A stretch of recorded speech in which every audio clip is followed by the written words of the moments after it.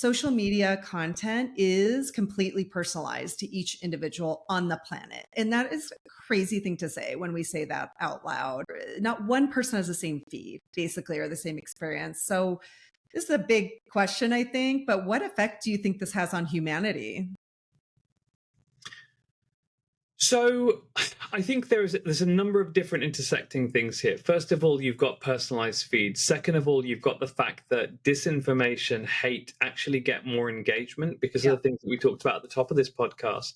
And so they get amplified more. So actually you get this topsy-turvy world, which is the opposite of the world that you and I grew up in which good information was selected and presented to us and we were taught, we were educated.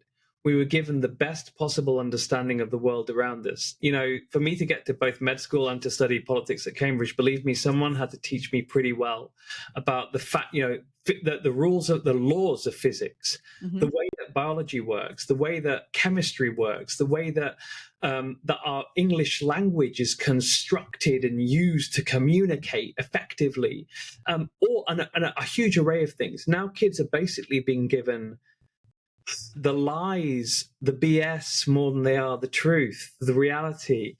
And so for teens who are still, they're developing their identity, their values, they don't necessarily have a rich array of previous experiences and information to judge new information against.